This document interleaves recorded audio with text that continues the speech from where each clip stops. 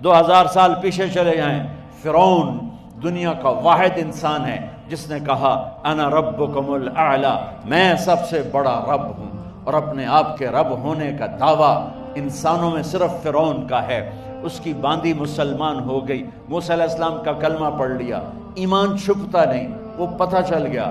فرعون نے اس کو پکڑوایا، اس کی 2 بچیاں، ایک دودھ پیتی ایک ساتھ چلتی، اور اس نے اپنے دربار میں کڑاہ میں تیل ڈلوایا، نیچے آگ لگوائی، تیل ابلنے لگا۔ جب وہ پوری طاقت سے ابلنے لگا تو اس نے فرعون نے اس عورت سے، اس باندی سے کہا یہ آگ تیرے سامنے ہے، جلتا ہوا تیل، موسیٰ کے رب کو مانے گی تو پہلے تیری بچیوں کو جلاؤں گا، پھر تجھے جلاؤں گا، اور اگر مجھے رب مانے گی تو تیرے گھر کو سونے چاندی سے بنا دوں گا، تیرے گھر کو سونے چاندی سے بھر دوں گا۔ اللہ کا پا لینا یہ میری آپ سب کی معراج ہے، اور اللہ کو کھو دینا میرے آپ سب کے لیے ہلاکت اور تباہی ہے۔ سنو سنو، اس نے کیا کہا؟ اللہ نے اپنی محبت کو ماں سے تشبیہ دی ہے، باپ سے نہیں دی، اور چھوٹا بچہ زیادہ ممتا کو لیتا ہے۔ وہ کہنے لگی فرعون یہ تو میری 2 ہیں، میری 100 ہوتی تو اللہ کے نام پہ آج میں قربان کر دیتی۔ فَقْضِ مَا أَنْتَ قَاضٍ، کر جو تجھے کرنا ہے۔ تو پاگل ہو گیا، غصے میں کہنے لگا اس کی بڑی بیٹی کو ڈال دو۔ تو انہوں نے اس کو یوں ٹانگوں سے پکڑا اور وہ چیختی چلاتی ہوئی تھی۔ ماں کا ایک بول اس کی جان بچا سکتا تھا، اور پھر گھر جا کے توبہ کر لیتی، وہ کہتی یا اللہ مجھے معاف کر دے، میں نے کلمہ کفر کہا۔ اس کو ٹانگوں سے پکڑا ہوا ہے، اس کے ہاتھ نیچے جھول رہے ہیں، اور وہ اماں بھی کہہ رہی کہ مجھے بچا لو۔ ماں نے اپنی آنکھوں سے بچی کو تیل میں یوں ڈوبتے دیکھا، اور پھر وہ ابھری جیسے مچھلی تلنے کے لیے، جیسے مچھلی تلی جاتی تو باہر آ جاتی، اوپر آ جاتی، تو وہ ایسے بلبلے اٹھ رہے تھے۔ وہ ایک ہی لمحے میں اس کی تو جان گئی، ایک آنسو کا قطرہ اس نے نہیں نکلنے دیا اپنی آنکھوں سے، اور اپنے دل کو جب مضبوط کیا تو میرے رب کی غیرت، میرے رب کی رحمت محبت حرکت میں آئی۔ اللہ نے ماں کی آنکھوں سے پردہ ہٹا دیا، اور ماں نے اپنی بیٹی کی روح کو نکلتے دیکھا، اور وہ کہہ رہی ہے اصبری یا ام فإن لک من الأجر کذا وکذا، ماں جی ڈرنا نہیں، صبر کرو، جنت تیار ہے، جنت تیار ہے۔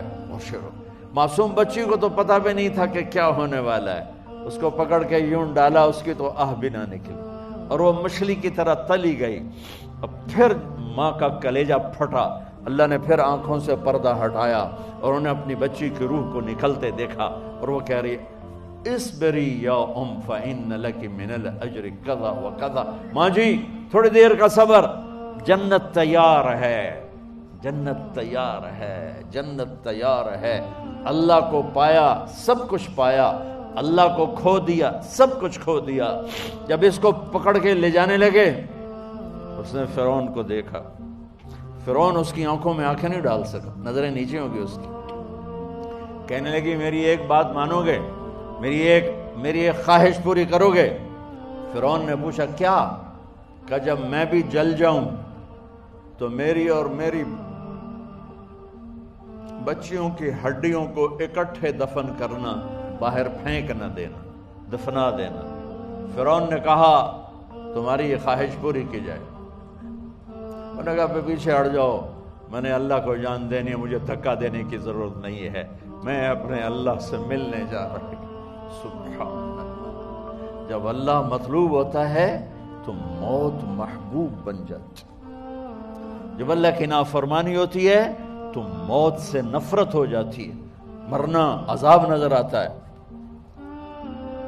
وہ چھلانگ مار گئی، اللہ اکبر کا نعرہ لگاتی ہوئی، ہڈیاں ادھڑ گئیں، گوشت ادھڑ گیا، ہڈیاں باقی رہ گئیں۔ فرعون نے کہا ایک ہی جگہ ڈال دو، سب کو دفن کر دو۔ دفن 2000 سال کے بعد، بچوں بچیوں 2000 سال کے بعد، موسیٰ علیہ السلام کے 2000 سال کے بعد جناب رسول اللہ صلی اللہ علیہ وسلم دنیا میں تشریف لائے۔